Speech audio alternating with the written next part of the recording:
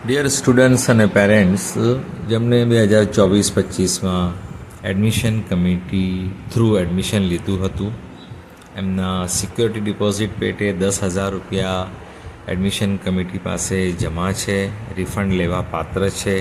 જેમના પૈસા ફોરફિટ નથી થયા એમની લિસ્ટ પણ આ સાથે જ વિડેલ છે અને વેબસાઇટ પર તમે જોઈ શકો છો. એ જ રીતે જેમનું એક્સેસ પેમેન્ટ થયું હતું ટ્યુશન ફીસમાં, અને એ ટ્યુશન ફીસનું એક્સ્ટ્રા પેમેન્ટ જેમને કર્યું હતું એ લેવા પાત્ર છે. એ કોલેજમાં જમા નહીં થશે. એ એડમિશન કમિટીથી સ્ટુડન્ટ્સે વાલીઓએ લેવા પડશે. પરત રૂપિયા જે એક્સ્ટ્રા એમાઉન્ટ છે તે લેવા પડશે. એના માટે રિફંડ રાઉન્ડ ચાલી રહ્યા હતા. છઠ્ઠા રાઉન્ડની ઇન્ફોર્મેશન વેબસાઇટ પર આવી હતી 4 એપ્રિલના, અને હવે એ ક્લોઝ થવા જઈ રહી છે 24 એપ્રિલે. એટલે એડમિશન કમિટીએ છઠ્ઠા રાઉન્ડની વિગતો બહાર પાડી હતી કે આટલા સ્ટુડન્ટ્સ, એટલે કે 110 એવા સ્ટુડન્ટ્સ છે જેમની extra tuition fees admission committee પાસે જમા છે, કે એમને પહેલે વધારે ફીસવાળી કોલેજમાં એડમિશન લીધું હતું અને પાછળથી એમને ઓછી ફીસવાળી કોલેજમાં એડમિશન લીધું. તો જે ડિફરન્સ એમાઉન્ટ છે તે લેવા પાત્ર એવા 110 સ્ટુડન્ટ છે, અથવા જેમને એડમિશન કેન્સલ કરી દીધું ટ્યુશન ફી ભરવા પછી એડમિશન કમિટીના રાઉન્ડ મુજબ, તો એમને પણ મળવા પાત્ર છે. તો એવા ટોટલ 110 સ્ટુડન્ટ્સ છે જેમના કોઈને કોઈ કારણસર ટ્યુશન ફીસ એડમિશન કમિટી પાસે હમણાં સુધી જમા છે. તો એ લેવા માટે લોગિન કરવું પડશે. લોગિન કરીને બધી ડિટેલ ભરવી પડશે, અને જે તમારી એક્સેસ ફી છે એની રસીદ તમારે બીડવી પડશે, સાથે એટેચ કરવી પડશે. તમારી બેંક ડિટેલ્સ બરાબર ભરવી પડશે.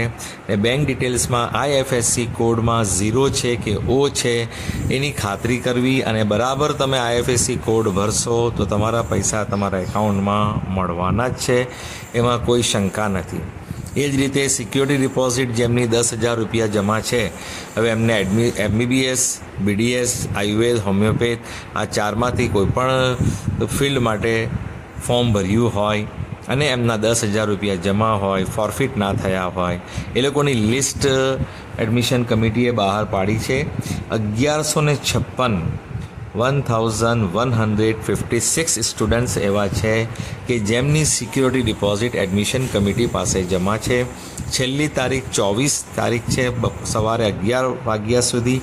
એટલે 23 તારીખ સુધી તમારે લોગિન કરીને બધી ડિટેલ એડમિશન કમિટીની વેબસાઇટ પર ભરવાની રહેશે.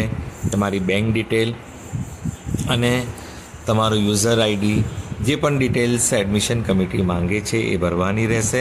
તે છતાં પણ કોઈને કોઈ ડિસ્પ્યુટ આવે કે લોગિન ના થાય તો એડમિશન કમિટીને ઈમેલ કરીને બધી વિગતોની જાણ કરી શકે છે.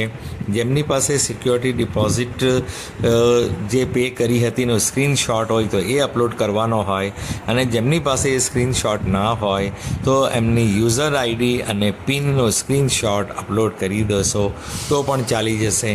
કેમ કે ઘણા બધા એવા સ્ટુડન્ટ હોય કે બીજા કોઈની પાસે એમને 10,000 સિક્યોરિટી ડિપોઝિટ ભરાવી હોય અને એનું સ્ક્રીનશોટ લેવાનું રહી ગયું હોય, તો તમે યુઝર ID, પિન અને બધી ડિટેલ ઈમેલ કરશો તો પણ થઈ જશે. અને આ જ્યારે તમે આ ફોર્મ લોગિન કરો છો ત્યારે પણ તમે યુઝર ID, પિનનો સ્ક્રીનશોટ અપલોડ કરશો તો પણ તમારા પૈસા પરત આવી શકશે. માટે આ 21 તારીખ અને હવે 22 તારીખ પણ થઈ ગઈ છે, અને 23 અને 24 2 દિવસ છે. તો આવતીકાલ સુધી તમે કરી લેશો તો વધારે સારું છે, અને છેલ્લામાં છેલ્લે 24 તારીખે સવારે 11 વાગ્યા સુધી કરી લેશો તો વધારે બેટર રહેશે. અને તે પછી પણ કોઈનું કંઈ રહી જશે તો એડમિશન કમિટીનો નેક્સ્ટ રાઉન્ડ આવશે. પણ જેટલું જલ્દી તમે કરશો એટલું સારું રહેશે, કેમ કે હવે 12th રિઝલ્ટ આવશે, નીટની એક્ઝામ થશે, પછી એડમિશન કમિટીની વેબસાઇટ પણ અપડેટ થવા લાગશે. તો તમારું રિફંડ જેટલી જલ્દી તમે પરત મેળવી લો એટલું વધારે સારું તમારા માટે રહેશે. આ ચેનલને સબસ્ક્રાઈબ કરી રાખજો, જેથી તમને એડમિશન કમિટીની દરેક માહિતી, એડમિશન પ્રોસેસ અને જે પણ વેબસાઇટ પર આવે છે એ તમને જાણવા જરૂરથી પહેલી ફુરસતમાં મળશે. માટે તમે ચેનલ સબસ્ક્રાઈબ કરી રાખો અને બીજા સ્ટુડન્ટને પણ શેર કરજો.